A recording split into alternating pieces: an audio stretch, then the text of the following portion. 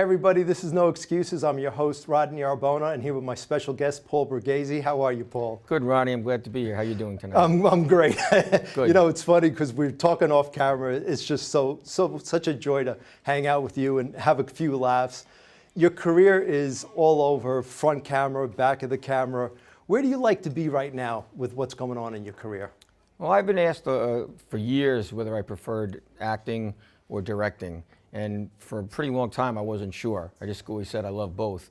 But I think at this point now, I've come to enjoy directing more because you're just busy from start to finish. You're part of the whole creative process. You know, when you get there in the beginning of the day to the end of the day, you know, with acting, there's a lot of, hurry up and wait. Yes. I mean, sometimes it's nice to just learn your lines and prepare for a role and show up and have no other responsibility. When you're done, you're wrapped and you go. When you're producing and directing, there's so much more to it.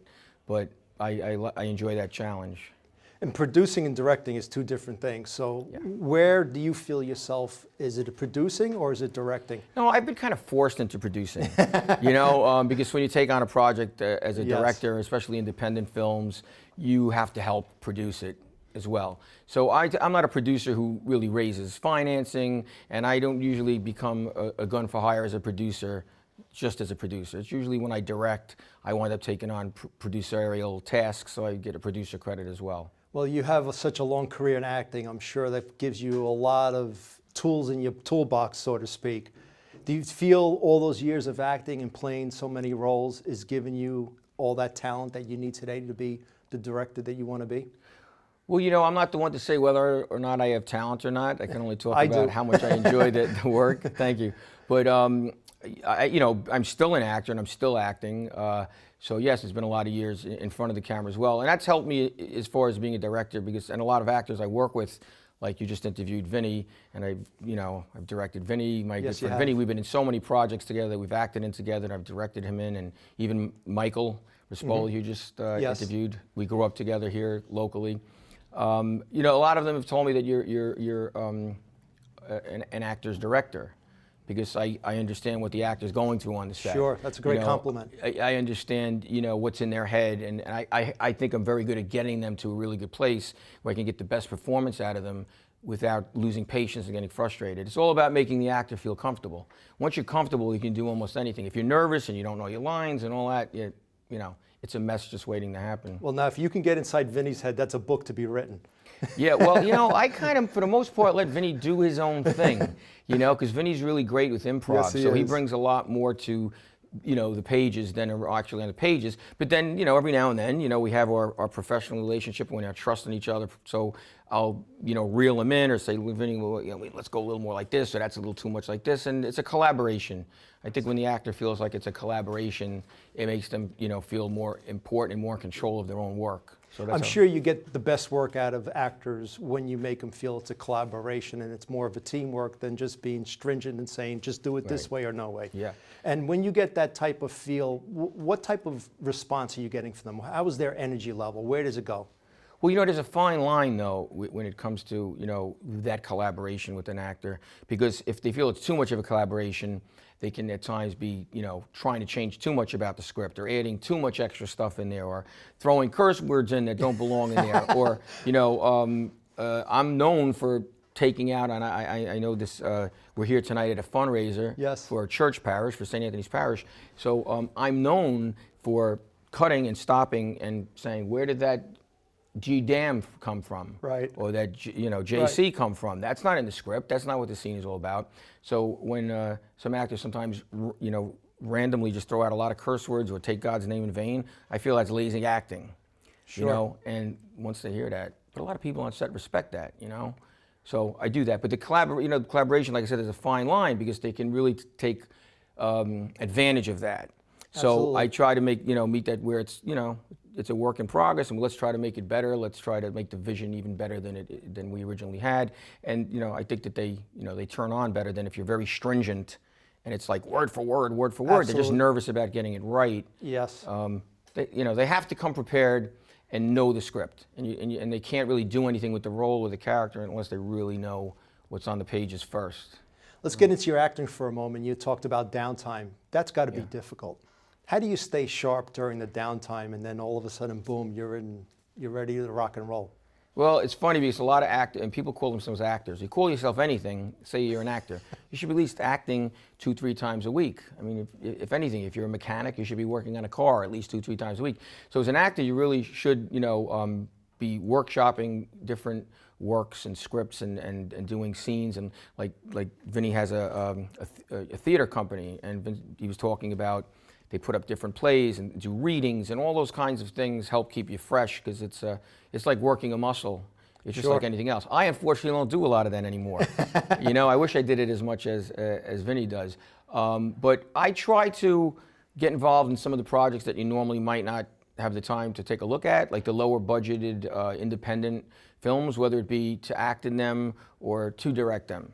And I really like, and something I've come to really like a lot, is short films, because in between the bigger feature films that I've worked on both as an actor and a director, these short films are just great fillers, because there's a quick turnaround time from developing them, and going into pre-production, shooting them, editing them, and getting them out in the film festival circuit. So your work is getting out there, and people are constantly hearing that you're working, and you win awards with these short films. And they do lead into bigger projects, so I do like that part of the business too. That's great. What would be your recommendation then for an actor to stay sharp? Like, what would be the time frame that they should not have any downtime? Like, my recommendation to an actor is do something else. And don't become that mechanic. If there's anything else you love that you think you could do for the rest of your life, I get so many people that send me their sons, their daughters, their nieces, their nephews, and I go, I'll talk to them as a favor, but I'm going to be honest with them. Like, what do you mean? I says, well, as long as you don't mind me being honest. I go, what are you going to say? I'm going to tell them to do anything but become an actor. I'm going to tell them, get a job so that you have security, that if you want to get married and have kids and raise a family, you're always going to have the security of that. The acting business is a huge risky business. It is. It's a lot of fun and it's great and there's glamour in it at times, but it's not easy to stay in it and make a living at it for your whole life. And what kind of living do you want to make? True. So I could always give advice to people. If they're headstrong and they're going after that dream, I'll stick with them and tell them everything I tell them. But if they go in the other direction, I'm going to support that as well. And what do you feel when you are producing something? How often do you feel you need to make changes when you get a script from somebody? Almost all, or pretty much all the time. Really? I mean, I've never, as a director, started working. I mean, I'm also a writer, so there's a number of scripts that I've written. Well, of course, besides your writing. And have co-written. I mean, quadruple threat. Whatever it takes. You know what I mean? Whatever it takes. But I've been forced into writing too. I don't really consider myself so much of a writer as much as early on, like the first film I directed in 1999. The first script was like, I want to direct this. It's my chance at it. But like, this script is, So I talked them into like rewriting it. So I co-rewrote it. With another writer. So you become forced into the writing aspect of it sometimes, because they're independent, low-budget films, and you have to write. So I do enjoy that part of it, but I much prefer the directing and just kind of contributing to the writing and polishing the script and tweaking it. And I'm very good with dialogue and making things sound more realistic than sometimes they're written on the page and it's very stiff and it's not realistic. They come to me a lot to direct a lot of mob features, a lot of anything from TV shows to feature films to short films with mob theme. So I've done my share of that. Your share, you have. Kind of really, not saying that I'm from that world, but I kind of really have learned and know a lot about that world to keep it realistic. So I read stuff that's ridiculously cliche, and I just try to make it more realistic. When you're looking at something cliche, I can only imagine at your level, Paul, with the experience you have to be saying, really? Yeah, well, yeah. What does it take for you to make that go from, I can't believe this is what they wrote, to, I have to now change this to make it happen? It really depends on the person who wrote it, and whether or not the person who wrote it has any say in it. If the writer is active, is the producer too, and they raise the money, your hands are somewhat tied, and you have to negotiate and choose your battles. But if it's just the writer is someone who wrote the script and it got passed along to the producer, sure, I respect the writer, but I'm going to, as the director, take it to the next level and do what I think is right to tell the story, because part of my job is to tell the story. Is there ever a time when you have the actors and things aren't clicking that you have to say to yourself, okay, let me get them all together and have like a coaching moment, or let's have a sit down and clear the air because something's not clicking? Usually it's one-on-one with the actors. You don't usually grab the cast together like that kind of thing. You do that with the crew. Okay. But if things aren't going right with the crew. But cast member, you pretty much treat each actor one-on-one. unless there's two actors that are doing a scene. I've never really had, conflicts between actors or a lot of trouble. Well, there's all kinds of stories I could tell, actually, to tell you the truth, but I won't Come go on, I'm there. going to pull it out there, Paul. I've worked with, the biggest. I mean, know. I've directed, Alec Baldwin and Yes, you have. Ice-T and Kathy Moriarty and my friends, Vinnie Pastore, my cousin Tony Darrow. I mean, I could go on and on. Yes, you can. Armand Asante, and then I've also worked with, first-timers, so everybody, gets treated differently. What's next for Paul Borghese? Dinner Dinner, inside yes. our function room. We're going to have some fun. What's next for Paul More Borghese fun. is I'm working on a short film right now. It's called Duped. Okay. And Vincent Pastore is starring in it with my cousin Tony Darrow. Joey D'Onofrio's in it as well. I know Joey as well. I've interviewed him Oh, as have well. you? Yes. And so I'm directing that for a producer named Jerry DeLeo. And we're going to be shooting that probably within the next month or so. It's a short film, and I have another short film after that one, which is called Dignity. It's about a PTSD soldier, and a former soldier, Sure. vet with PTSD. So that's a completely different story. That's got to be some story. Yeah, so I'm looking forward to doing that. And, I had already shot a short film called Twice Upon a Time, which was about a 9/11, Yes. not a 9/11 victim, but a widow Right. of 9/11. So I addressed that subject once before in a short film. So I look forward to it again. It's great that you're bringing that back. It's something that we shouldn't forget. And the PSTD thing is also something that needs some more exposure.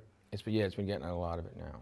And as an actor, my favorite role, of course, was Yes. playing Yogi Berra in the HBO movie 61. There you go. My all-time favorite role. And then second to that was spending a month in France, again with my friend Vinnie Pastore, because we've done so much work together, working for Luc Besson with Robert De Niro, Michelle Pfeiffer, and Tommy Lee Jones on the movie called The Family.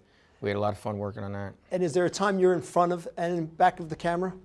Yes, most of the films that I direct, I play a small role. I won't do a big role because I think that's really Just too much? greedy and unrealistic. Yes. And when you see, written by, produced by, directed by, starring in, that's baloney. You can't Yes. do all that. You have to just do a little something in it so that you could bring something to that. But you can't do both. You can't. Thanks so much, Paul. I really Thank appreciate you. you being here. You're I'm so happy to welcome. be here, at St. Anthony's Parish. I'm a local. This is Northvale, New Jersey, and I live right over the border in Tappan, New York now after living 20 years in New York City.